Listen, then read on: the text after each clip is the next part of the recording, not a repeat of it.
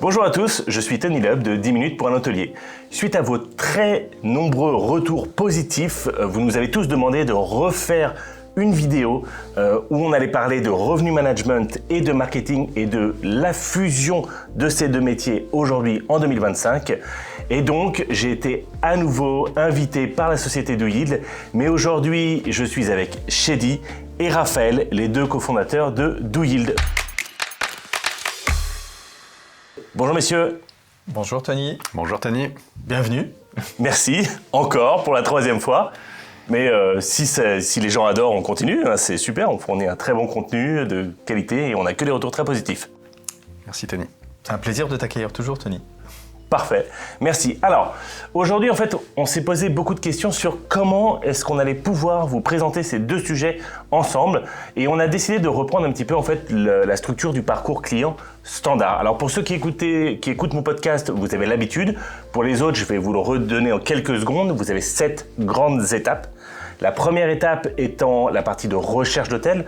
Donc, on va aller chercher un hôtel sur Booking, sur TripAdvisor, sur Expedia, etc. La deuxième étant d'aller trouver plus d'informations. Donc là, on va copier-coller le nom de l'hôtel qu'on a trouvé et on va aller sur Google pour essayer de trouver un petit peu son site web. La troisième, c'est la partie site web. Donc, découverte de l'hôtel et potentiellement réservation, avec un petit rattrapage si jamais on l'a pas. Après, on va avoir toute la partie où, si jamais le client n'a pas réservé, comment est-ce qu'on va le rattraper?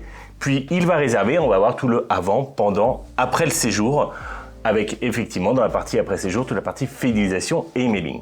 Le but aujourd'hui va être de pouvoir vous expliquer sur chacune de ces 7 étapes comment le revenu management et comment le marketing viennent se fusionner et travailler ensemble. Ça vous va? Allons-y. Parfait, super. Volonté. Donc, on va commencer par la première étape du parcours client, qui est cette fameuse étape de recherche. Donc, la personne ne sait pas encore où elle veut aller et elle va commencer à rechercher un hôtel. Alors déjà, on va commencer par la partie revenu management, parce que clairement, normalement, quand on parle de distribution dans l'hôtellerie, c'est le rôle du RM. Aujourd'hui, qu'est-ce que va faire un RM pour pouvoir améliorer la distribution d'un hôtel, justement? Ça va être d'augmenter les différents canaux, d'analyser, d'auditer les différents canaux et de s'inscrire sur des plateformes potentiellement, par exemple, pour remplir les week-ends, pour remplir les semaines. Ça va être justement d'augmenter les différents canaux sur lesquels on va être présent et visible. D'accord. Alors, justement, quand on préparait ça, Chélie, tu me disais un point qui était extrêmement important, c'est que c'est super d'être sur tous les canaux, mais si en fait, finalement, on n'est pas sexy et on n'est pas attirant, on va dire, pour le client potentiel, ça sert à rien. Et donc là, on a quand même un aspect du marketing. Selon toi, en termes de distribution, quels sont les points que le marketing va devoir vraiment mettre en place pour pouvoir supporter la stratégie RM? Si tu te rappelles, dans la vidéo, on a parlé de OTA Optimization. Oui. C'est quelque chose où on optimise le référencement de l'établissement sur les différents canaux. Le rôle du RM, c'est de trouver en fonction des nationalités les mieux représentées ou celles qui manquent à l'établissement, les canaux à référencer l'établissement. Et le rôle du marketing, toujours avec le RM, c'est justement d'optimiser la visibilité en photo, en service, en centre d'intérêt autour de l'établissement pour justement améliorer cette visibilité et optimiser cette présence dans les hôteliers que le RM aurait conseillé pour l'établissement. D'accord. Parce qu'effectivement, c'est vrai que s'il n'y a pas de belles photos, le seul moyen, ça va être, j'imagine, de baisser les prix pour essayer d'attirer le client. Et de rentrer aussi dans le maximum de petites cases et de filtres, justement, à travers les services. Mais c'est vrai que là, c'est plus opérationnel. C'est un mix entre opérationnel, marketing et revenu management. Mais c'est d'avoir un maximum de petites cases et remonter dans les filtres pour, justement, remonter dans les classements. Oui, mais là, tu soulèves en fait même presque un troisième point du triangle, qui est la partie opérationnelle. Tout à fait. C'est vrai que en fait, votre job à tous les deux dépend aussi de l'établissement. Donc en fait, il y a vraiment un travail à faire avec l'hôtelier sur le terrain pour définir sur quoi il devrait investir de manière à ce que ce soit ces petites cases, tous ces filtres, le RM ait beaucoup d'outils et en même temps le marketing une vraie histoire à raconter. Oui, exactement. Pour justement étudier l'offre avec le RM, mettre en valeur l'établissement. Dans étudier l'offre dans l'aspect RM, je crois que Raphaël en a parlé, c'est étudier aussi l'offre de l'hôtel, les typologies de chambres, l'ensemble des atouts qui peuvent justement améliorer la visibilité de l'établissement. Et fort de cet audit ou de cette construction d'une nouvelle typologie, de la nouvelle offre de l'établissement, le marketing n'aura qu'à le mettre en avant sur les différents canaux. Et si aussi l'hôtelier il a un impératif de visibilité par rapport à un storytelling, par rapport à un concept hôtelier en particulier, appuyer cela pour pouvoir avoir dans ce fameux haut du funnel dont on a parlé aussi, Tony, des campagnes de visibilité sur l'ensemble des canaux, que ce soit du réseau social ou du display via du ads par exemple, pour pouvoir justement alimenter au maximum ce haut du funnel et donc justement avoir plus de visibilité encore. D'accord. Alors juste, je voulais revenir sur un petit point parce que là tu as parlé du nom des chambres, qui est quand même voilà. Je vous fais sourire tous les deux, vous savez où je veux venir. On connaît tous les deux ça. Bien sûr. Qui sont différents. Voilà, il y a le nom des chambres qui est différent, mais bon, j'imagine, enfin, en revenu management, là, un OTA va juste, vous pouvez pas faire ce que vous voulez au niveau des chambres. Non, parce qu'il y a besoin de traduction, ils ont des tables, enfin, les cours hôteliers ont des tables de traduction, et donc il faut que ce soit traduisible dans toutes les différentes langues. On ne peut pas s'amuser à choisir des noms inventés ou autres, et surtout, il faut que le nom puisse dès le départ orienter. Il faut qu'on sache ce qu'on réserve, effectivement. Quand on prend une chambre pétale ou autre, on ne sait pas trop ce qu'on va réserver, justement. Donc, voilà, il faut trouver des noms d'appellation qui permettent justement de mettre en valeur la chambre. Oui, donc quid de ces noms un peu étranges? Est-ce que à faire, pas à faire? Enfin, typiquement, tu parlais de la chambre pétale ou la chambre poisson bleu, qui est une vraie chambre que j'ai déjà vue. Il y en a effectivement, c'est pour ça qu'on riait. Quid, il vaut mieux le faire, pas le faire, parce que dans la première vidéo, on parlait de storytelling, là, ça peut rentrer dedans, mais... Non, et surtout, pour un client, il faut que la promesse soit au rendez-vous. Et le rôle du marketing, c'est de matcher un peu les deux. Que ce qu'aurait vu le client sur les outillés, il faut que ça soit confirmé et même embelli sur le site, sur la distribution propre de l'établissement. Et donc c'est assez capital d'essayer d'uniformiser l'offre. Souvent, on trouve même des catégories en plus sur les outillés versus le site en direct ou le moteur. Ou le contraire. Donc avoir au moins les mêmes appellations et surtout les mêmes offres. Alors l'offre pas tarifaire, bien évidemment, mais la même offre dans la partie hébergement, dans la typologie, c'est capital pour pouvoir justement rassurer le client. On a déjà dit que 40% des futurs, enfin en tout cas des clients réservant sur les outillés vont quand même sur les sites internet de l'hôtel. Donc c'est assez important d'uniformiser les deux. D'accord. Ça permet de comparer des pommes avec des pommes et surtout de montrer que notre pomme est plus appétissante en direct justement et de tout de suite voir quelles sont les différences pour pouvoir orienter derrière la prise de décision et la réservation en direct. Oui, c'est ça, mais en fait, vous avez vraiment une corrélation sur la création d'une offre en direct et la façon de, montrer que c'est la même pomme et deux, qu'en fait, elle est plus appétissante. Et donc si les deux équipes ne travaillent pas ensemble, forcément, si le RM est peut-être externalisé sur un hôtel ou travailler juste par un RM qui n'a pas de connaissance de marketing, on peut pousser largement le chiffre d'affaires vers les outillés. Mais par contre, en direct, on perd beaucoup de parts de marché parce qu'on n'a pas travaillé les deux offres sur les deux canaux. Et en tout cas, on n'a pas alimenté le fameux haut du funnel dont j'arrête pas d'en parler pour pouvoir justement avoir le maximum de conversion par la suite en direct par des clients ou des visiteurs qui ne voient pas les deux offres sur les outillés qu'on aurait déjà choisi ou sélectionné aussi par l'établissement ou qui soient utiles à l'établissement, à l'hôtel. D'accord. Alors, on sait que justement, en moyenne, alors ça c'est valable pour des grandes villes, les gens vont sélectionner entre 10 et 15 hôtels qui correspondent plus ou moins à leurs critères, qui cochent les cases, qui ont les beaux visuels, les beaux textes, etc. C'est moins dans des plus petites destinations, mais de toute façon, il y a toujours ce phénomène de comparaison. Et après, on sait que les gens vont copier-coller le nom et arriver sur Google. Et alors là, il y a un vrai sujet.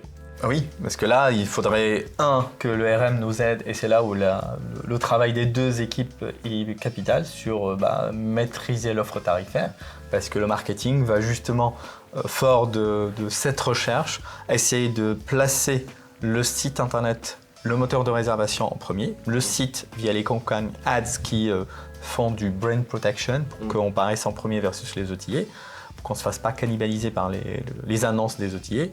Et puis sur les meta-search, par rapport à l'offre tarifaire, par rapport au gap tarifaire que le RM vous aurez déjà mis en place en amont pour qu'on apparaisse déjà moins cher sur notre site et essayer d'éviter au maximum ces undercuts dont on a parlé sur la vidéo. Les fameux, alors si vous n'avez pas vu la première vidéo, on parlait ici des OTA qui vendent moins cher que votre propre site, les undercuts. Mais alors, donc, et on est d'accord que, bon, oui, sur la partie meta-search, sur la partie Google Ads, le RM ne va pas avoir d'impact. Non, ça Mais c'est c'est la sur partie la partie marketing. C'est sur la partie meta-search. Tout à fait. Là, on va avoir un impact au niveau du pricing, on va avoir un impact aussi au niveau des conditions générales de vente, c'est-à-dire qu'on peut segmenter et favoriser des conditions générales de vente en direct qui vont être favorables au direct et défavorables un petit peu aux OTA. Et on va avoir aussi la partie service, c'est-à-dire qu'on peut inclure des services en plus en direct justement comparé aux OTA pour toujours favoriser la réservation directe. Oui, donc en fait, si il n'y a pas tout ça qui est fait, le meta-search ne va pas fonctionner. Et en fait, on va juste reposer sur Google Ads. Le SEO, ok, être premier sur son nom et Google Maps, mais en fait, on va manquer quand même d'une belle corde, limite une chaîne à son arc, là, parce que le meta-search, c'est ce que tu me disais dans la première vidéo, c'est là où il y a le meilleur retour sur investissement. Exactement. Et puis, si on ne fait pas en sorte que tous les OTA qui, a priori, apparaissent moins chers pour X raisons, ne soient pas exclus, ou au moins le gap tarifaire que les équipes RM n'auraient pas mis en place pour éviter justement d'apparaître moins cher sur les OTA, et donc favoriser la vente en direct et drainer de la visibilité sur le moteur, ou drainer de la réservation sur le moteur directement de l'établissement.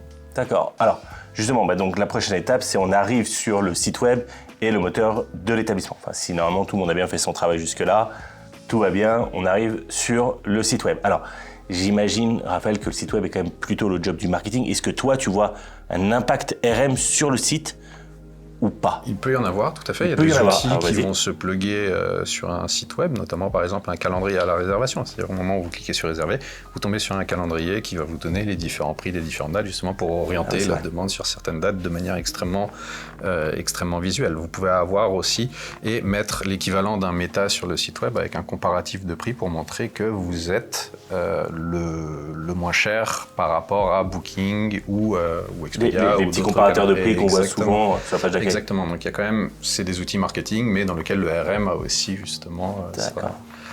C'est aussi le RM qui nous fournit les stats de nationalité les plus représentés, et puis forcément qui nous aideront plutôt à adapter le site, à le traduire aux langues qui soient demandées par la clientèle qui réserve l'établissement. C'est assez important aussi. Il y a sur l'aspect en tout cas marketing sur le site internet, qu'il soit comme on a dit déjà sur la première vidéo qu'on a faite ensemble, qu'il soit le plus fluide possible, conçu mobile, e-commerce, forcément, pour qu'ils puissent convertir et rapidement. Et donc la fameuse stratégie tarifaire ou l'architecture tarifaire dont Raphaël a parlé, qui est capitale et qui permet justement d'offrir peut-être des promotions supplémentaires sur le site qui ne soient pas présentes sur les ateliers et qui aident justement ce site internet à être attractif et réservé encore plus versus les outils. D'accord. Alors, et moi ça m'amène une autre question, parce qu'on sait que, alors tu m'en avais parlé, un bon taux de conversion c'est 5%. C'est ce qu'on cherche à atteindre. Donc 9,5 personnes sur 10. Le dernier, c'est juste une partie, une demi-réservation. Non, mais voilà, en moyenne, donc 95% des gens qui ne vont pas réserver, 5% qui vont réserver. Okay, mais ça, c'est sur le site web. Mais ça ne veut pas dire qu'ils vont réserver chez un hôtel concurrent. Et en fait, c'est là où je me pose une question, parce que tout à l'heure, on a expliqué que 40% des gens donc, qui sont arrivés par plutôt tes canaux vont arriver sur le site web. Mais ils ne vont pas forcément réserver sur le site web. Donc en fait, est-ce que tu as déjà vu des cas comme ça où l'hôtel avait un site très mauvais, pas des belles photos, etc. Et donc en fait, tu voyais que même sur les OTA, ça fonctionnait pas. Parce que quand ils vont sur le site web, ils se disent « Ah oui, non, j'ai pas envie de réserver là ». Est-ce que ça donne envie de réserver ? C'est ça. J'ai pas envie de réserver un site si j'ai pas toutes les informations. Déjà après, on parle de basique. Il y a certains sites, ils affichent même pas leur adresse ou pas leur numéro de téléphone ou pas l'adresse mail, etc. Ouais, donc voilà, en règle générale, si votre site est mauvais, la page sur l'OTA est mauvaise, donc les gens ils vont même pas venir sur le site. On va même pas être trouvé. Ce que je veux dire, c'est qu'il y a le site web doit être une vitrine et doit donner envie, et il faut trouver tous les essentiels tout de suite quand on voyage. Et en règle générale, quand on a un bon site web, on a aussi une bonne visibilité sur les OTA et ça permet de faire la passerelle. D'accord. Ok. Mais parce que tu vois, je me souviens d'un dossier comme ça que j'ai vu il y avait très très longtemps où c'était un petit groupe d'hôtels qui avait un site horrible et effectivement, alors qu'ils avaient tout pour fonctionner. Mais même là, en fait, sur Booking, Expedia, ils n'arrivaient pas à fonctionner. Et on voyait vraiment ce phénomène le site est juste horrible. Et il avait de la visibilité, le site, hein. Mais en fait, les gens ne réservaient pas sur le site et ils ne réservaient pas non plus sur les OTA. Et ça n'avait pas l'air d'être à l'époque un problème de prix. Alors, le prix est une des composantes, c'est-à-dire que y a tous les services qui vont avec, la manière dont on va les mettre en avant, et surtout la simplicité de l'offre, le fait qu'on comprenne en fait là où on va et ce qu'on va avoir en fait. Et c'est très important à travers de très bons visuels, à travers des écrits, à travers la multiplicité des services qu'on va offrir et derrière le bon pricing et des conditions générales de vente qui sont simples, claires, limpides et incitatives pour pouvoir réserver. Et surtout derrière un nombre de clics qui va être assez limité pour arriver à la réservation finale. Ça, c'est extrêmement important que ce soit rapide. Là où justement les OTA sont très très bons, c'est que le nombre de clics est extrêmement limité. On arrive tout de suite à obtenir sa réservation. Donc, vous voyez un site internet, bon après on parle de vieux sites, mais les sites avec les formulaires, bonjour, la demande de réservation, etc. Enfin, ça, c'est terminé. Si vous avez un site comme ça, c'est important justement d'investir dans un nouveau. Le bouton de réservation, comme tu viens de le dire, c'est à juste titre, mais la mise en avant des offres, c'est importante aussi. Tu parles de la mise en avant des offres sur le site? Sur le site, oui, sur le site. Le travail de nos RM, c'est justement de concevoir des offres qui soient rentables. Et le marketing, c'est des offres qui soient plutôt désirables, incitatives à réserver. Et ça, pour le coup, pour justement privilégier les ventes en direct, on les plus réserve côté site internet que OTA. Malgré que des fois on serait quand même amené à faire des promos sur certains OTA, mais les plus attractifs, ceux qui convertissent. Et si on a un certain nombre d'offres qui soient déjà planifiées, puisque en RM, on budgétise, comme a dit Raphaël dans la vidéo qu'il a faite avec toi, mais forcément dans nos budgets, on prévoit déjà sur le segment direct loisir un certain nombre d'offres annuelles. Si je parle de la capitale à Paris par exemple, on a des offres qui reviennent 4 fois dans l'année, Noël, Nouvel An, pour ceux qui le souhaitent, Saint-Valentin et les offres d'été. Ça correspond à peu près, Raphaël le sait, sur la période un peu basse par rapport au marché parisien. Et forcément, ces offres-là, on construit ensemble l'offre, la réduction, la décote ou la promo. Ou le cadeau qu'on mettrait en plus dans le fameux package. Et donc l'idée sur le site internet, c'est de mettre en avant ces offres en respectant les fenêtres de réservation pour qu'ils soient visibles sur le site internet et donc concevoir toujours le site dans le même objectif de convertir, comme on le dit souvent, et qu'il soit peut-être présent tout de suite avec une pop-up sur le site internet pour que le client, en cliquant, il s'enfonce directement dans le fameux funnel, en tout cas sur le moteur pour atterrir à la réservation. D'accord, ok. Et alors, ça m'amène à une autre question. Parce que dans nos échanges, il y a eu une anomalie dont vous m'avez parlé que j'ai trouvée passionnante. Alors moi, vous avez prêché un convaincu, et j'en parle tout le temps dans mon podcast, mais c'est le retargeting. Parce qu'effectivement, on arrive sur le site web, on ne va pas forcément réserver, pas tout de suite. Vous m'avez donné une stat intéressante qui était qu'il y a 2 à 3 visites d'un même site web. Une personne va visiter 2 à 3 fois un site web avant de réserver. Mais la plupart des agences aujourd'hui ne font pas de marketing. Il y a eu une espèce de retargeting, pardon. Il y a eu une montée du retargeting il y a 15 ans, puis ça s'est complètement arrêté. Moi, j'ai toujours trouvé que c'était une anomalie.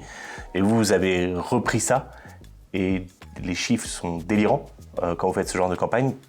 Qu'est-ce qui fait aujourd'hui que votre retargeting fonctionne, là où en fait tout ce qui s'est fait dans le passé n'a pas fonctionné? Alors déjà, c'est des méthodologies qu'on a expérimentées sur 200 hôtels, donc forcément c'est des choses qu'on a essayé, testé, recorrigé pour avoir justement les résultats dont on a eu l'occasion de partager avec toi. Retargeting, déjà ça passe en amont sur la fameuse conception du site qui soit la plus idéale possible, la mise en place du tracking qui nous permet justement de recibler après en fonction de l'audience qui nous intéresse, et du coup et encore une fois, c'est le travail RM et marketing qui permet justement de qualifier les audiences, de trouver le bon ciblage et retargeter sur les réseaux sociaux, à titre d'exemple, puisqu'on en a parlé dans la vidéo ensemble, avec des codes promo et non pas, comme j'ai dit sur la vidéo, juste des photos, regardez l'hôtel est beau, peut-être trouver à la fois un code promo ou recibler la clientèle qui cherche une familiale par une offre qui soit adaptée et qui leur parle, qui leur permet justement de finalement finaliser leur réservation et ne pas perdre ce client-là. Mais d'accord, donc en fait, il y a vraiment un vrai travail de création d'offres pour ce type de client. Tout à fait, le message doit être extrêmement incitatif et parlant. Quand on réserve un établissement, on veut maximiser la qualité de l'établissement, sa localisation et minimiser son prix. Donc effectivement, il faut toujours marteler le message que l'établissement est là, donc ça permet de rester dans la tête du client, mais en plus de ça, de mettre une offre adaptée qui donne aux clients justement envie de réserver. Et si c'est pas à l'instant, ce sera à un instant N+1, un mois plus tard, une semaine plus tard, 2 mois plus tard, lors d'un prochain séjour, ou juste, la personne va en parler aussi à un ami, etc. Ça permet de regagner, de gagner d'autres clients de la sorte, mais de rester dans la tête du client et surtout qu'il comprenne que en direct, c'est toujours plus avantageux que de passer par les différents outils. Oui, ce que les agences de marketing ne faisaient pas à l'époque, parce que c'était principalement des agences web ou des agences marketing qui faisaient ça, et les agences de RM ne font pas ça, puisque typiquement, ça va impliquer du tracking, de la conversion, du design, etc. Et donc là, il y a vraiment en fait une fusion des deux mondes, et c'est ce qui fait que vous avez ces résultats, quoi. Ce que j'ai failli dire, c'est que j'ai beaucoup entendu Raphaël parler de dilution, de risque de dilution de chiffre d'affaires. En gros, avec les codes promo, ce qu'on craint, c'est que les clients auraient quand même réservé sans ce code promo. L'idée, c'est avec le marketing d'essayer d'affiner, en tout cas de construire cette audience et de bien la cibler, bien la targeter. Le RM a définir le code promo qui assure l'absence de cette dilution de chiffre d'affaires et surtout, dans la construction de l'architecture tarifaire, bien la construire pour que l'offre soit bien calée sur la période et qu'elle n'affecte pas des périodes dont on n'a pas forcément besoin de ce type de réservation qui sont quand même décotées. En tout cas, il y a déjà une promo par rapport aux tarifs qu'on aurait pu louer sans cette promo-là. Et donc, ce travail de groupe, d'équipe, qui permet d'être vraiment dans la granularité et optimisé. L'idée, c'est ça, c'est d'optimiser, de maximiser le RevPAR et de réduire les commissions au maximum. D'accord, ok. Parfait, bon c'est bien, vous avez éclairci un mystère. Ah bon, maintenant, on continue sur le déroulé du parcours client. Le client réservé. On a toute cette fameuse période entre la résa et l'arrivée. Alors,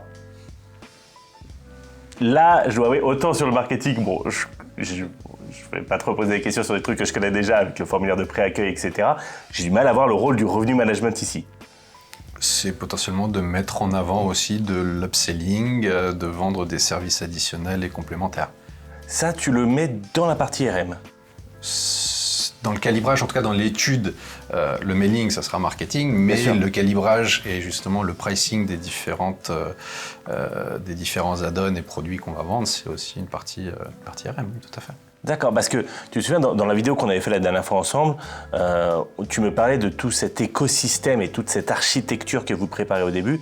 C'est une notion, cette notion d'upselling que tu vas placer là dans cette architecture dès le début ? Tout à fait, en fonction des logiciels s'ils permettent de le faire. Bien sûr, effectivement, après, on peut avoir dans les mails de Pristay des possibilités de vendre des packages en plus, une réservation en spa, les petits déjeuners inclus, un petit add-on, une petite surprise pour monsieur ou madame, prendre une chambre plus grande à un coût qui va être encore avantageux, etc. D'accord. Donc là, c'est la coordination entre le service marketing et le service RM, et toujours sur des périodes extrêmement spécifiques potentiellement. Pour la Saint-Valentin, vous allez faire un mailing spécifique, etc. Ça, après, on regardera aussi sur la partie fidélisation. Et alors maintenant, la question, je ne sais pas à qui la poser. Qui va conseiller l'hôtel sur quel upsell rajouter potentiellement dans son hôtel ? Parce que bien évidemment, tu peux avoir un upgrade de chambre, ça je peux le comprendre, un bouquet de fleurs, etc. Mais finalement, est-ce que c'est le RM, le marketing, les deux ? Comment vous faites ? C'est une bonne question. Non, mais j'allais dire, c'est un sujet, pour le coup, alors on s'adapte au cas par cas, mais surtout, j'entends les équipes surtout essayer de négocier l'un avec l'autre, parce que le RM maximum de chiffre d'affaires, donc d'optimisation de vente, donc il est un peu plus réticent sur les éventuels promos ou des codes qu'on pourrait intégrer pour justement que en tout cas, les ventes, les envois soient avec plusieurs promos ou des petits déjeuners un peu réduits, et le marketing qui souhaite justement rendre les offres les plus désirables possibles Pour avoir le maximum de taux d'ouverture, taux de clic. Et donc, en marketing, tu mets moins 10%, moins 20%, ça ouvre. Mais le RM, pas sûr que ça On condense. sera un peu moins content, effectivement. Mais de notre côté, c'est souvent le marketeur qui va s'occuper justement de communiquer sur les mailings, en ayant bien évidemment pris la température du RM auparavant. Après, dans un établissement qui fait ça tout seul, en général, c'est le directeur qui fait le tout d'un coup et il se parle à lui-même. Mais... Oui, évidemment. Mais bon, après, il y a un moment, il faut aussi qu'il s'occupe de l'ascenseur qui est en panne, le ballon d'eau chaude qui est en panne. Voilà, le client qui a fait le no-show, et on connaît la vie des hôteliers indépendants qui est une sacrée vie quand même. Ouais, exactement. Et on ne peut pas travailler sans eux, en tout cas, le marketing, on a besoin quand même de l'opérationnel, et puis surtout, ça a un impact sur la e-réputation, dont forcément, on en a nous aussi besoin. On a besoin de l'améliorer pour justement améliorer les performances de l'établissement. Mais c'était justement, tu enchaînes sur ma prochaine question, parce que là, on avait la partie avant séjour, ensuite on a toute la partie pendant séjour. Là, pendant le séjour, on arrive sur le troisième point du triangle, qui est vraiment les opérationnels. Ça sort peut-être de votre cadre à tous les deux. On a une implication directe de notre activité, et chaque erreur de configuration de logiciel va avoir un impact sur les réputations et sur potentiellement la satisfaction ou la non-satisfaction d'un client qui s'attendait à quelque chose et qui est déçu parce que justement la prestation n'est pas à la hauteur de ce qu'il pensait réserver. Oui, c'est vrai que vous avez cette particularité où tu inclus dans le RM, c'est ce qui m'avait déjà surpris la dernière fois, tu inclus toute la configuration technique de l'écosystème de l'hôtel. Si par exemple vous cochez une case petit déjeuner inclus et que ça retombe mal dans le logiciel hôtelier et que le réceptionniste ne voit pas que c'est un tarif avec le petit déjeuner inclus et qu'il annonce au client que le petit déjeuner c'est 18 € et que le client s'y attendait pas alors qu'il pensait qu'il l'avait de manière inclue, ça crée tout de suite une friction qui va avoir un impact. Clairement, ça crée une friction, ça je peux le garantir. Pas tout aussi bien que si tout avait été et que l'information avait bien transité par tous les logiciels. Ça, c'est directement le rôle du technique qui a une influence sur les réputations. En tout cas, côté marketing, ce qu'on peut rajouter, c'est de la vente additionnelle quand l'hôtel a d'autres centres de profit. Même, il n'y a pas qu'au moment du check-in, même durant le mid-stay, si je peux me permettre. S'il y a des événements particuliers, si l'hôtel est équipé d'un restaurant, d'un spa ou autre, on peut toujours, pour des séjours, peu importe la durée du séjour, toujours vendre ces services additionnels et donc animer cette communauté qui est présente dans l'établissement. D'accord. Et alors, on parlait là de e-réputation. La dernière fois dans la vidéo, tu m'expliquais à quel point la e-réputation, surtout avec les évolutions récentes des IA, etc. Enfin, on est dans la seconde ère de la e-réputation. Ça revient. Le CRM directement un moteur du sujet. Donc, ce va être tes équipes qui vont faire en sorte que c'est le terrain plus tes équipes, le terrain qui va faire une bonne expérience, tes équipes qui vont faire en sorte que les gens en parlent. Mais j'imagine que le RM, si la réputation ne suit pas... On ne va pas pouvoir vendre au tarif auquel on peut vendre. C'est-à-dire que plus l'e-réputation est élevée, plus on peut vendre cher en période de forte demande, et en période de basse demande, on sera les seuls à vendre justement parce que les clients veulent la meilleure e-réputation possible. Ils veulent le meilleur service, hôtel, décoration, mais l'e-réputation la plus élevée. Donc on vendra quand tout le monde est vide et on vendra plus cher quand tout le monde est complet. Ce qui expliquerait peut-être pourquoi en fait, si la e-réputation n'est pas gérée par le RM, enfin par le marketing, mais par le même cabinet de consultants, c'est plus difficile d'avoir les mêmes résultats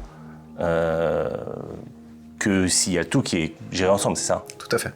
Et alors, de l'autre côté, est-ce qu'il n'y a pas un moment où, forcément, tout à l'heure on en parlait, le RM il va vouloir vendre le prix le plus fort possible, le marketing, il y a un moment il va vouloir essayer de doser un peu, on est dans un équilibre, mais est-ce qu'il n'y a pas un moment où le prix va tellement monter que ça peut affecter la réputation et en fait on repartirait dans l'autre sens?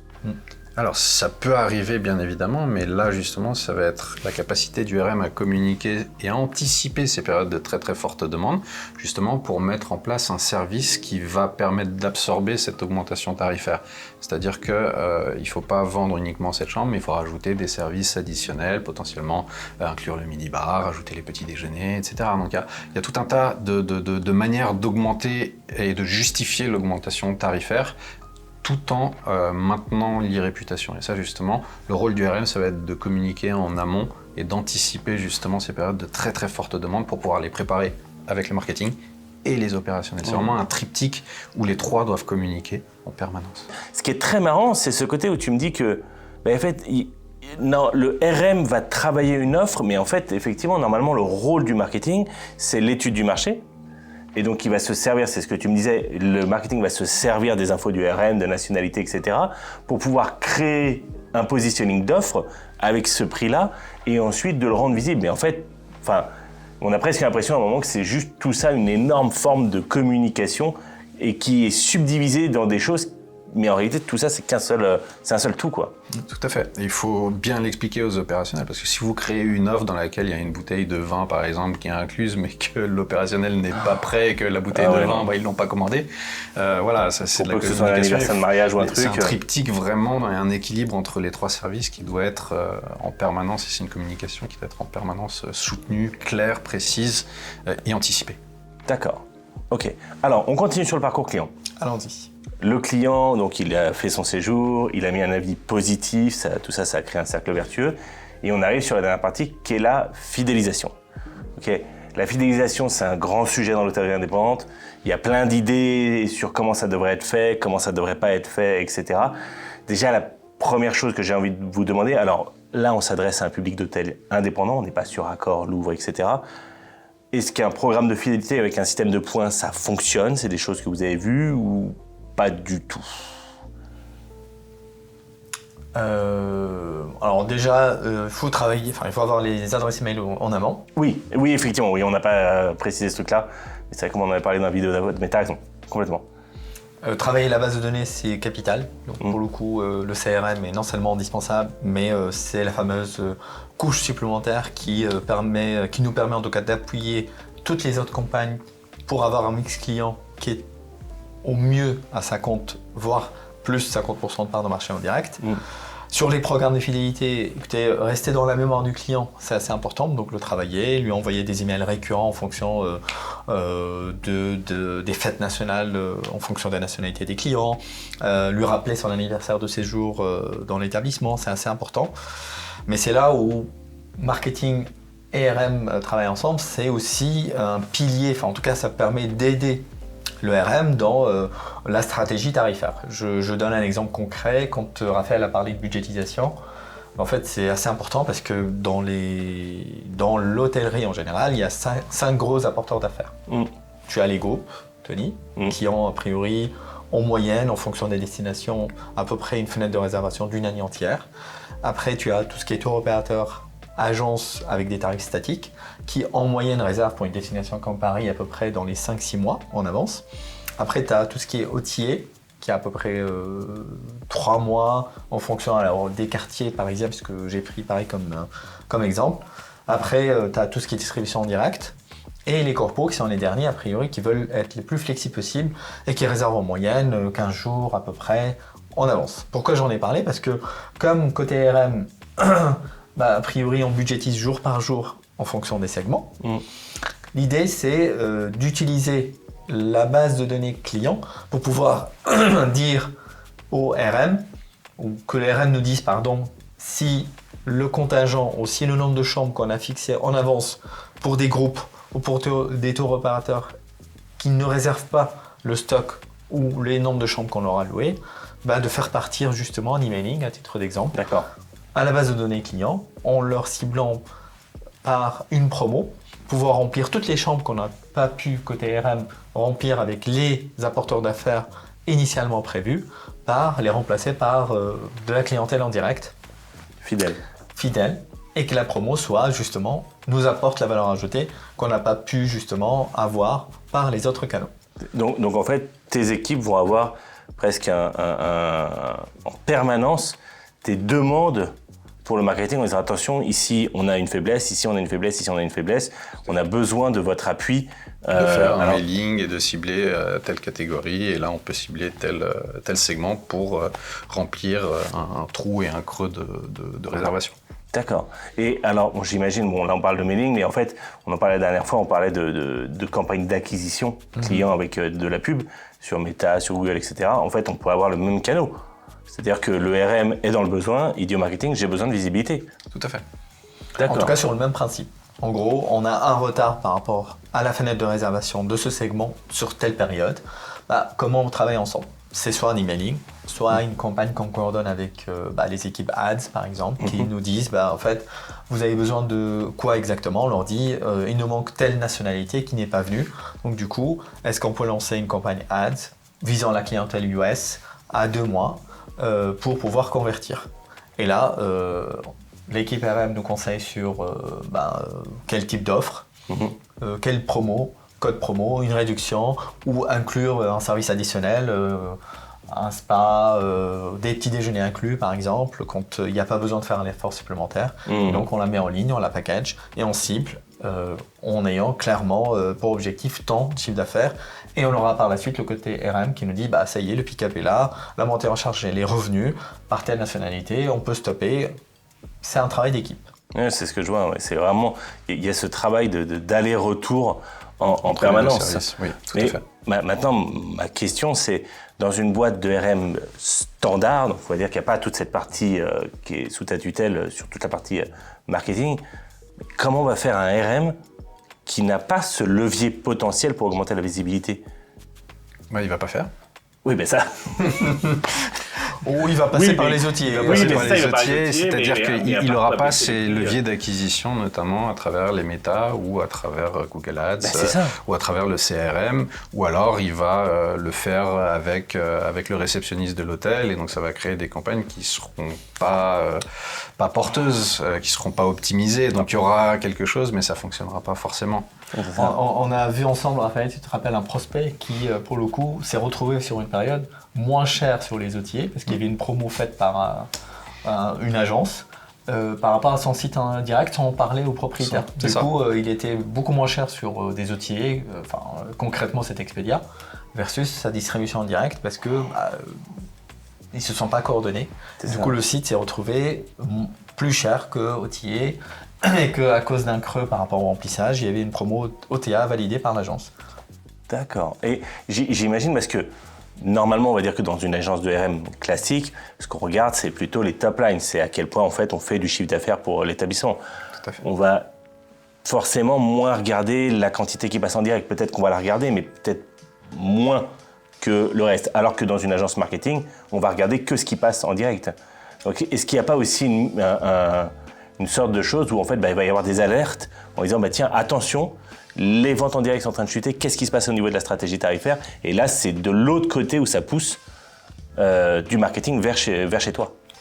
Tout à fait, et là le RM va tout de suite enquêter et voir sur différents, à travers son enquête, voir s'il n'y a pas de l'undercut, voir s'il n'y a pas des stratégies ou des oublis, des canaux par exemple qui ont été fermés par inadvertance, etc. Donc on a tout un tas de process pour aller vérifier justement qu'est-ce qui s'est passé sur cette date et tout de suite ajuster et remettre en place des leviers qui vont permettre de rééquilibrer et favoriser le direct.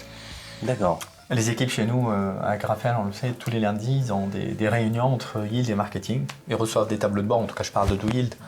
Et sur les tableaux de bord, il y a des objectifs clairs. Quand côté marketing, le mix client baisse en dessous de 30%, on analyse réellement ce qui s'est passé.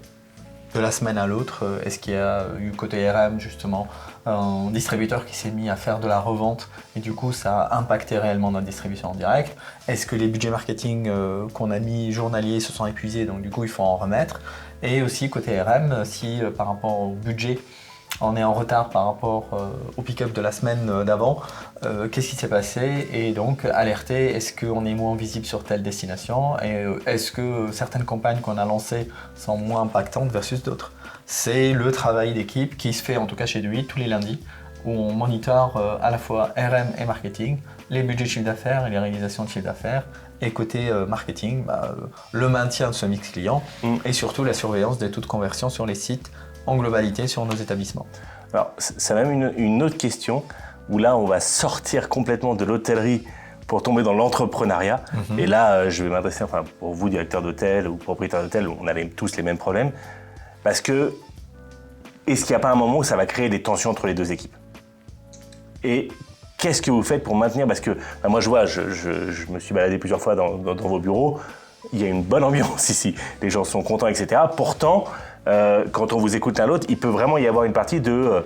Il y a un des pôles qui ne fonctionne pas parce que l'autre a fait une erreur. Comment vous faites pour humainement maintenir une cohésion et une ambiance aussi excellente dans votre entreprise? Oui, on sort complètement de l'hôtellerie, mais la question me vient parce que...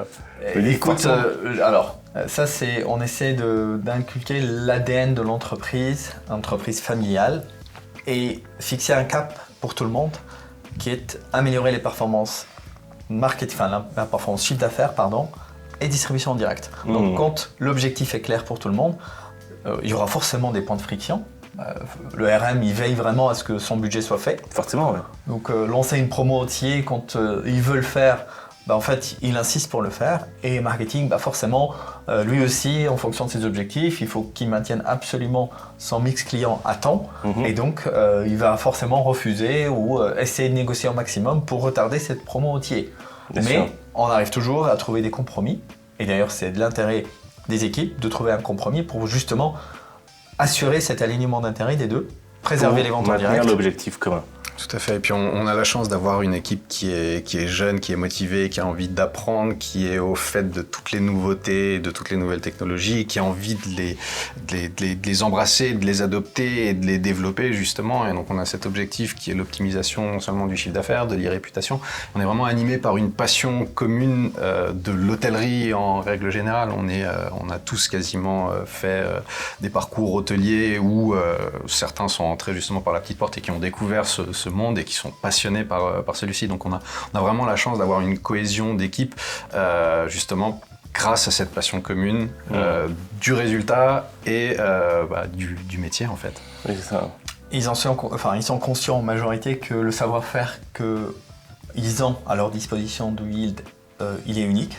On est la seule agence à proposer, en tout cas à avoir l'aspect RM marketing aussi. Côté RM aussi, en tout cas Raphaël a eu l'occasion de vous l'expliquer, on n'est jamais sur un yield suiveur des performances ou des tarifs des autres, des concurrents des établissements. C'est plutôt un yield qui est anticipatif, comme a dit Raphaël. C'est plus un peu, comment dire, en mode scolaire, vendre au bon moment, au bon tarif, au bon client, et c'est appliqué par une méthodologie de budgétisation, ce qui fait que ce savoir-faire-là, Yield, il est propre à Do Yield. Et côté aussi marketing, pour le coup, quand ils sont plutôt sensibilisés sur les best practices, en tout cas les méthodologies qui fonctionnent, forcément, ça les incite un peu plus à se maintenir dans l'entreprise, à continuer à performer, à innover pour améliorer les performances de nos clients. Oui, c'est ça. Et en fait, ils ont quand même une vraie liberté déjà sur l'objectif et sur les moyens pour atteindre l'objectif en testant toutes ces nouvelles technos, etc. Total. Ouais, mais c'est vraiment, c'est ce qu'on sent, il y a vraiment un truc presque, alors que pourtant c'est quand même une belle entreprise que vous avez là. Je sais pas, ça a été créé il y a combien de temps, Do Yield? On l'a fondé en 2019. Oui, c'est mars 2019. Ça fait déjà quelques années, vous êtes très reconnu en France, etc. Et pourtant, il y a vraiment presque un état d'esprit presque start-up quand on se balade dans les bureaux. Ce côté, un peu de... je sais pas, on a l'impression qu'il y a des idées qui pulsent partout, etc. J'aime bien, moi, c'est... On y tient. C'est à l'image de Shady, et puis c'est à l'image aussi de nous deux, mais c'est vrai que c'est plus agréable de travailler dans ce type d'environnement et on a toujours été des passionnés de tech tous les deux justement, on a toujours été des passionnés et on aime résoudre les problèmes et trouver des solutions en fait et on inculque cette philosophie de trouver toujours des solutions. Dès qu'il y a un problème, hop, on donne un projet, t'es passionné par ça? Vas-y, prends-le, fais-le, amuse-toi, trouve des solutions, propose des solutions. 9 fois sur 10, ça sera non parce que c'est pas viable, non c'est pas efficace, non. Mais par contre, la fois où ça va marcher, c'est là où ça va cartonner. Donc on adore l'innovation. En tout cas, on a la chance de travailler avec des collaborateurs passionnés, très compétents, technophiles, qui ont conscience qu'on leur donne une marge de manœuvre assez importante pour qu'ils appliquent la vraie méthodologie Yield et marketing qu'on a su, nous, en tout cas, mettre en place dans les premiers hôtels qu'on accompagne pour justement maintenir les performances, chiffre d'affaires et économie de commission, et des personnes vraiment brillantes. On a vraiment la chance, Raphaël et moi, de travailler avec eux. Oui, mais c'est vrai qu'on en parle rarement, mais à la base, vous étiez tous les deux en train de vous occuper d'un groupe hôtelier. C'est d'ailleurs comme ça qu'on s'est rencontrés. Quand tu m'as contacté chez Eddy, il y a des années de ça, pour mettre en place à l'époque un CRM hôtelier. Donc, où j'étais ton 100e client. Exactement, on s'en souviendra. Donc la boucle est bouclée. Finalement, aujourd'hui, tu utilises du CRM partout. C'est sympa. Tout à fait. C'est un plaisir de te côtoyer depuis ces années-là et de se retrouver là aujourd'hui. Eh bien, c'est partagé. Merci beaucoup pour avoir répondu à toutes ces questions, aussi bien sur le parcours client que la mixité entre le RM et le marketing et ce triptyque qu'on a avec les opérations, également sur vos conseils en tant qu'entrepreneur à succès. C'était vraiment passionnant. J'ai une dernière question. J'ai cru comprendre qu'il y avait un petit bébé sur lequel vous travaillez et qui est en train d'arriver. Est-ce que vous voulez qu'on en parle maintenant ? Écoute Tony, c'est l'outil qu'on a développé nous en interne, c'est l'essence de notre savoir-faire RM. D'accord. Qu'on a nous développé pour nos propres besoins, qui nous a permis d'optimiser les performances de nos clients depuis 2020 et que clairement on pense à le mettre sur le marché prochainement. L'essence de notre efficacité, tout DoYield, tout le projet DoYield est né pour justement ce logiciel. Et là, on commence à sentir l'aboutissement de pas mal d'années, beaucoup de travail. D'accord. Donc peut-être une prochaine vidéo où on va parler de quelque chose, c'est ça ? Ça sera avec grand plaisir, Tony. Ok, bon merci beaucoup. Et voilà, vous avez eu un petit teasing de quelque chose qui a l'air de se préparer. Et j'espère qu'on pourra en parler très bientôt. Merci tous les deux. Merci d'être venu, Tony. C'est toujours un plaisir de te recevoir. Le plaisir a été partagé. Merci beaucoup, Tony. Eh bien, génial. Avec plaisir. Voilà, si vous avez aimé cette troisième vidéo, n'oubliez pas de vous abonner à la newsletter de DoYield. Vous pouvez aller sur leur site web doyield.com ou doyield.com/blog pour avoir directement accès à tout leur contenu. Et vous allez recevoir d'autres articles passionnants écrits par Shelly, Raphaël ou leurs équipes. Je vous dis à très bientôt. Au revoir. Au revoir à tous. Au revoir.